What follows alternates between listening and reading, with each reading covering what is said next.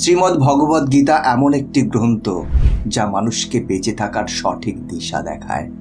ভগবদ গীতার জ্ঞান মানব জীবনের একমাত্র পথ, যেখানে পৃথিবীর সকল সমস্যার সমাধান লুকিয়ে আছে। আর যে ব্যক্তি একে যথাযথভাবে অনুসরণ করতে পারে, সেই ব্যক্তি সর্বশ্রেষ্ঠ হয়। জীবনে সুখ ও শান্তি লাভ করা যায়। ভগবদ গীতায় মোট 18টি অধ্যায় এবং 700টি শ্লোক আছে। তাই প্রতিদিন সকালে ঘুম থেকে ওঠার পর অথবা রাতে ঘুমোতে যাওয়ার আগে এই ভিডিওটি একবার অবশ্যই শুনবেন। জীবনে এক অভূতপূর্ব পরিবর্তন লক্ষ্য করবেন। তাহলে চলুন শুরু করা যাক। ভগবান শ্রীকৃষ্ণ স্বয়ং নিজের মুখে সমগ্র মানব জাতিকে উদ্দেশ্য করে অর্জুনকে বলেছিলেন, এই সংসার আমারই তৈরি, মায়া দ্বারা আচ্ছন্ন এই সংসার আমার দ্বারাই সৃষ্টি হয়েছে। আমি এই সংসারের পালনকর্তা, আবার আমি সবকিছুর বিনাশও করে থাকি। আমি অতীত, বর্তমান এবং ভবিষ্যতের সকল প্রাণীকে জানি, কিন্তু বাস্তবে আমাকে কেউ জানতে পারে না। যেমন প্রকাশের জ্যোতি অন্ধকারেও ঝলমল করে, একই রকম ভাবে সত্য ঝলমল করে। একজন মনুষ্যকে সর্বদা সত্যের পথেই থাকা উচিত। মৃত্যু হলো একটি অটল সত্য, যাকে কখনোই পরিবর্তন করা সম্ভব নয়। যখন থেকে এই সংসারের নির্মাণ হয়েছে, তখন থেকেই জন্ম ও মৃত্যুর চক্র ঘুরে চলেছে। যেভাবে মনুষ্য তার পুরাতন বস্ত্র পরিত্যাগ করে নতুন বস্ত্র পরিধান করে, একই রকম ভাবে আত্মাও পুরাতন জীর্ণ শরীর পরিত্যাগ করে নতুন শরীর ধারণ করে। এটাই হলো প্রকৃতির নিয়ম। এই কঠিন সত্যকে মেনে নিয়ে ভয় মুক্ত হয়ে বর্তমানেই বাঁচা উচিত। ভগবদ গীতায় নিজের মনের ভেতর থেকে খারাপ গুণগুলিকে পরিত্যাগ করার কথা বলা হয়েছে। দম্ভ, ক্রোধ, পারস্য, অজ্ঞানী, পার্থ, সম্পদ, অহংকার, রাগ, কঠোর বাণী এবং অজ্ঞানতা, এই সব থেকে মনুষ্যকে দূরে থাকা উচিত। সৎ গুণগুলো নিজের জীবনে ধারণ করা উচিত। এর ফলে জীবনে পরম শান্তির অনুভূতি হয়। ভগবান শ্রীকৃষ্ণ আরো বলেন, এই সংসারে জ্ঞানের মতো পবিত্র আর কোনো কিছুই হতে পারে না। জ্ঞানের প্রতি জিজ্ঞাসা থাকলেই জ্ঞান লাভ করা যায়। জীবনে শান্তি লাভ করার জন্য সাধনা নয়, বরং জ্ঞানের প্রয়োজন হয়। যদি মনকে বশে করতে না পারো, তাহলে সেই মন তোমার চরম শত্রু হয়ে উঠবে। যদি সফল হতে চাও, তাহলে ভয়কে জয় করো। অর্জুন যখন কৌরবদের বিরুদ্ধে যুদ্ধ করতে রাজি হলেন না, তখন ভগবান শ্রীকৃষ্ণ তাকে বললেন, হে অর্জুন, তুমি নির্ভয়ে যুদ্ধ করো। নিহত হলে স্বর্গ পাবে, আর জিতলে পৃথিবী শাসন করবে। তাই যে কোনো কাজে সফলতা পেতে হলে মন থেকে ভয়কে দূর করতে হবে। কর্মফল নিয়ে ভগবান গীতায় বলেছেন, আপনি যদি কোনো কাজের সাফল্য চান, তবে কর্মে মনোযোগ দিন, তবেই আপনি বিভ্রান্তি ছাড়া কর্ম করতে সক্ষম হবেন। গীতায় বলা হয়েছে, ফল কামনা করে কর্ম করলে কর্মের দিকে কম আর ফলের দিকেই বেশি মনোযোগ থাকে। যতক্ষণ না তুমি নিজের কাছে হেরে যাচ্ছ, ততক্ষণ এই পৃথিবীর কেউ তোমাকে হারাতে পারবে না। দুর্বল তুমি নও, দুর্বল তোমার সময়, আর সময় প্রত্যেকের পরিবর্তন হয়।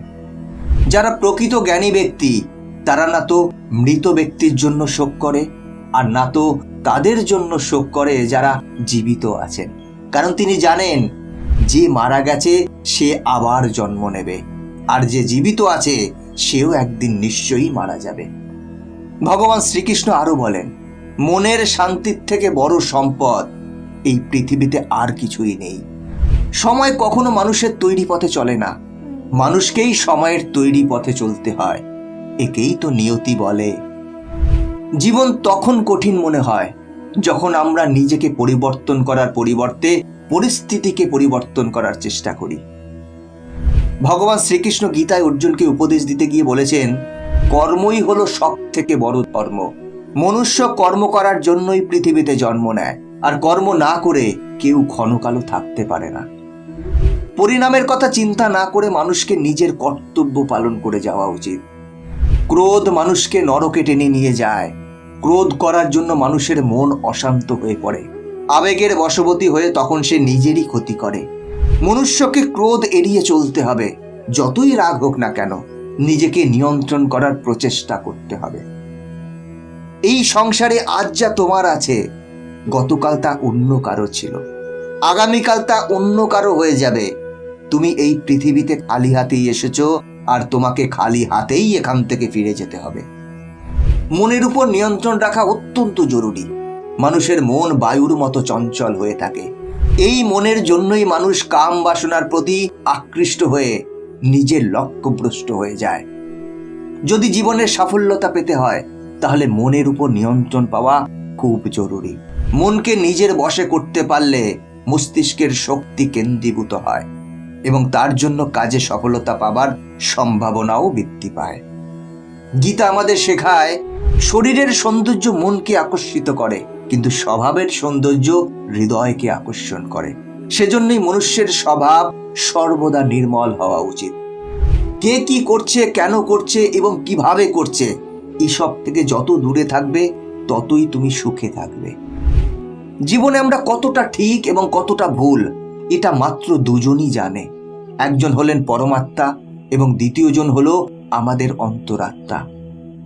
ভগবান শ্রীকৃষ্ণ বলেন, যে ব্যক্তির মধ্যে জ্ঞানের অভাব এবং ঈশ্বরে বিশ্বাসের অভাব থাকে, সেই ব্যক্তি জীবনে কখনো আনন্দ এবং সফলতা লাভ করতে পারে না। মানুষের দুঃখের প্রধান কারণ হলো তার মোহ। যে যত বেশি মোহ করবে, সে তত বেশি দুঃখ ভোগ করবে। তোমার আফসোস তোমার অতীতকে পরিবর্তন করতে পারবে না, আবার তোমার দুশ্চিন্তা তোমার ভবিষ্যৎকেও পরিবর্তন করতে পারবে না। সেজন্যই বর্তমানের আনন্দ উপভোগ করাই সব থেকে সুখের। শ্রীকৃষ্ণ আরো বলেন, যে তোমার পাশে থাকে, তুমিও তার পাশে সব সময় থেকো, আর যে তোমার সাথে প্রতারণা করে, তাকে তুমি ত্যাগ করো। যে স্থানে তোমার কোনো সম্মান নেই, সেখানে কখনোই যাওয়া উচিত নয়। সেটা কারোর বাড়ি হোক বা কারোর মন, কারণ এটা করলে লোক তোমাকে বোকা এবং দুর্বল ভাববে। যে কোনো কাজের সাফল্যের জন্য মনের শান্তির প্রয়োজন হয়। ভগবান শ্রীকৃষ্ণ বলেন, রাগ বুদ্ধিকে ধ্বংস করে ব্যক্তিকে মূর্খ করে তোলে। একজন মূর্খ ব্যক্তি নিজেকে ধ্বংস করে। তাই যে কোনো কাজের সফলতার জন্য ক্রোধ ত্যাগ করা অতি আবশ্যক। যে কখনো জীবনে সংকটে পড়েনি, সে কখনো নিজের শক্তি সম্পর্কে জানতে পারে না। যে অন্যের দুঃখকে অনুভব করতে পারে, যার মনে দয়া আছে, যে মন থেকে শুদ্ধ, সে এই পৃথিবীর জন্ম মৃত্যুর চক্র থেকে মুক্ত হয়ে যায়। ভগবত গীতার একটি বড় শিক্ষা হলো, কাউকে কিছু দিয়ে কখনো অহংকার করা উচিত নয়। কে বলতে পারে তুমি তাকে সেটা দিচ্ছ নাকি পূর্বজন্মের ঋণ পরিশোধ করছো? ভগবান শ্রীকৃষ্ণ দেহের সঙ্গে আত্মার সম্পর্ককে খুব সুন্দরভাবে ভগবত গীতায় তুলে ধরেছেন।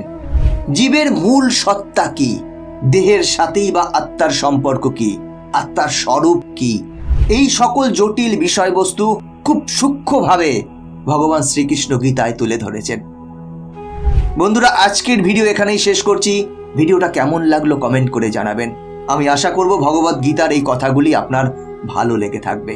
সনাতন ধর্মকে আরো বেশি বেশি করে প্রচারের উদ্দেশ্যে গীতার এই সার কথা আপনার আপনজনদের সাথেও শেয়ার করুন, যাতে তারাও পরমাত্মার স্নেহ ছায়ায় অপার শান্তি লাভ করতে পারে।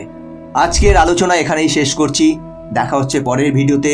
সকলে ভালো থাকবেন, সাথে থাকবেন। জয় শ্রীকৃষ্ণ।